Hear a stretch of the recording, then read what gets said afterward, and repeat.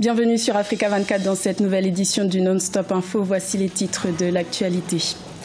Le général congolais Jean-Marie Michel Moukoko veut saisir la justice internationale pour faire appel de sa condamnation. Le 11 mai 2018, la justice congolaise l'a condamné à 20 ans de prison pour atteinte à la sécurité de l'État. Retour sur la 6e édition du CIFI Africa qui s'est clôturée le 12 mai au Maroc. Nous ferons le point sur l'évolution de la transformation numérique des économies africaines au cours de cette édition. Et le Ghana décide de réduire les coûts d'intérêt de ses émissions d'obligations. Le pays a émis son 6e eurobond depuis 2007. Il espère maintenir sa cote de crédit grâce à cette démarche. En République du Congo, le général Jean-Marie Michel Moukoko conteste sa condamnation à 20 ans de prison pour atteinte à la sécurité de l'État, prononcée le 11 mai par la justice congolaise.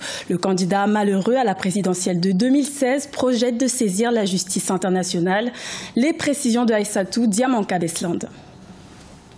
Le général Jean-Marie Michel Moukoko fait appel de son jugement.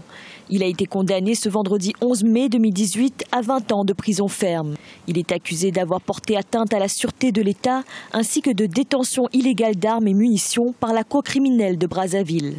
Un procès que les autorités jugent équitable. L'instruction est justement sérieuse et c'est parce qu'elle est à charge et à décharge et qu'apparemment elle contient des éléments suffisamment substantiels pour que chaque partie puisse discuter au fur et à mesure de leur présentation aux uns et aux autres de leur pertinence. Partout dans le monde, l'instruction pose toujours problème. Plus l'affaire est complexe et plus elle est instruite parce qu'elle est instruite à charge et à décharge. C'est-à-dire que par exemple, dans le cas de M. Moukoko, il a ce qui est prévu par la loi et qui est pleinement son droit. À chaque acte de procédure, à chaque acte posé par l'instruction, il a exercé les voies de recours nécessaires.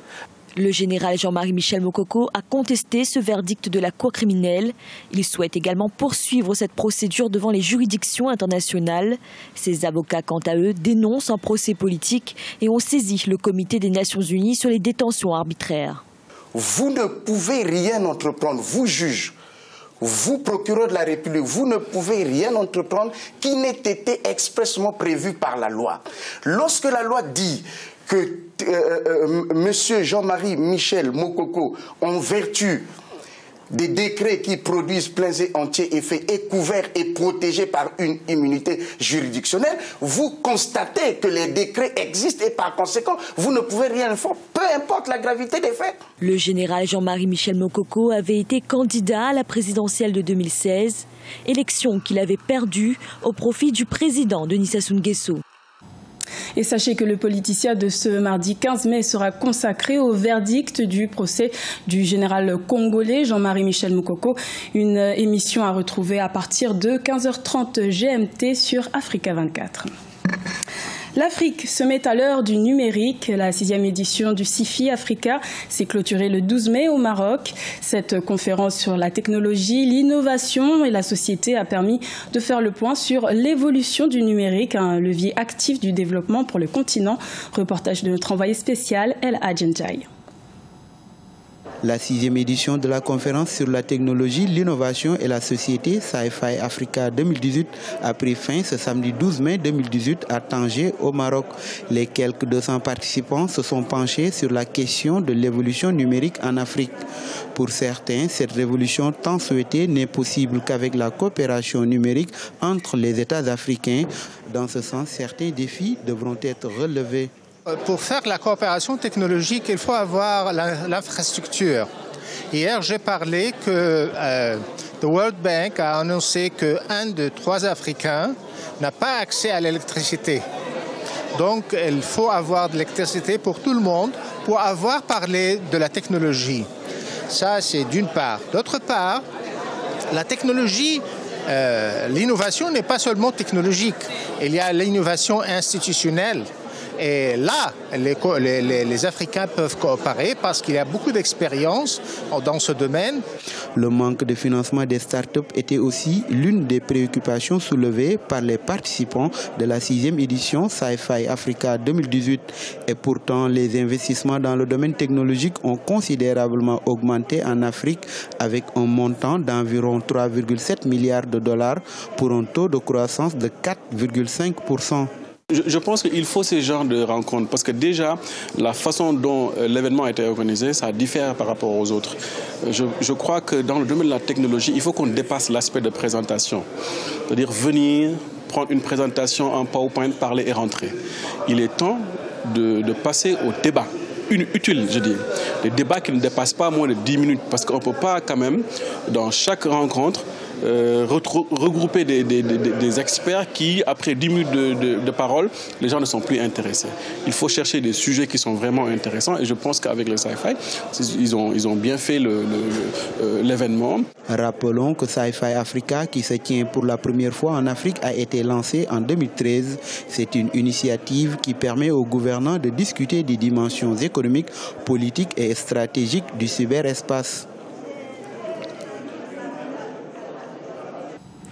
Le Ghana veut réduire les coûts d'intérêt de ses émissions d'obligations. Son dernier eurobond a été émis le 10 mai avec un taux d'intérêt relativement bas.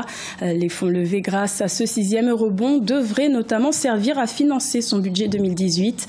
Un sujet de Cheikh Omar Jibandaogo.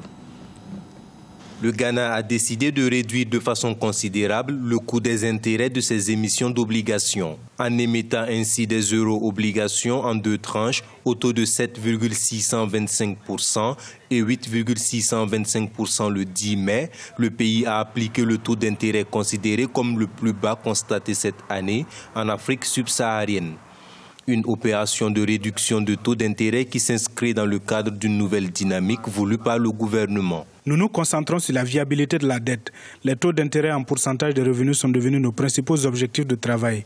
Nous voulons vraiment aller beaucoup plus vite pour améliorer nos notes afin de doubler le B et le triple B pour obtenir de meilleurs taux. Les actions entreprises dans l'amélioration de la gestion budgétaire devront aider le Ghana à maintenir sa cote de crédit et à payer des taux inférieurs sur ses obligations. D'abord, ce qu'il faut comprendre, c'est que les eurobonds, ce sont de la dette.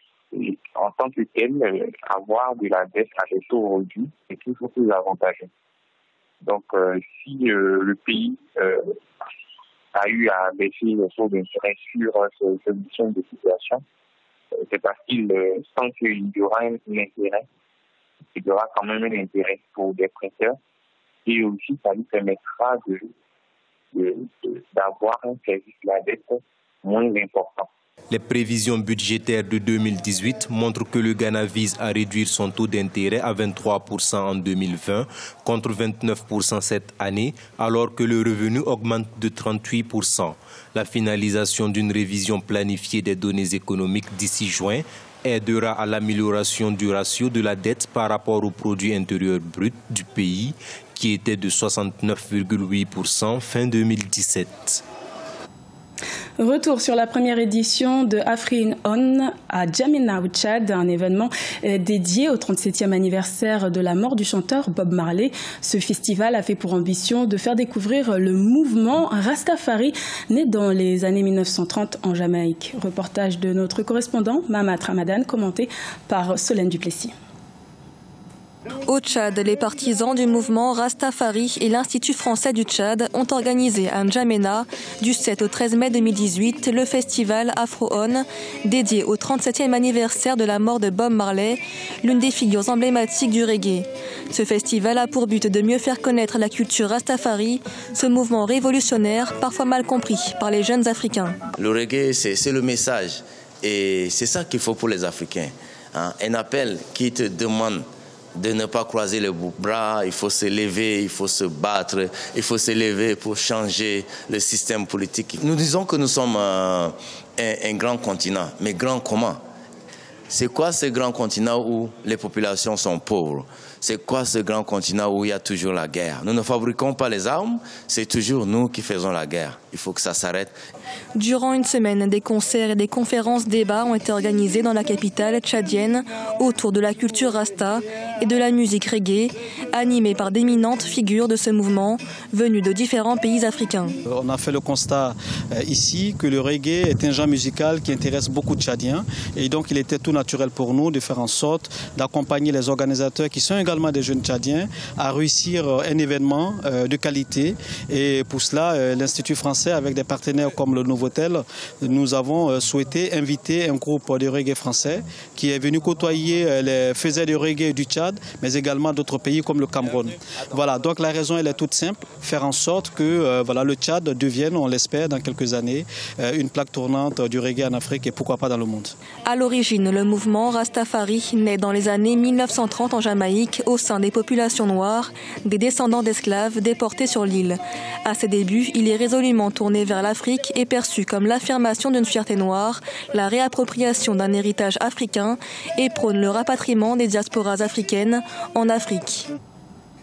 Ce journal a été réalisé par l'ensemble de la rédaction. Merci de votre fidélité. Retrouvez dans un instant une nouvelle édition de l'information sur Africa 24.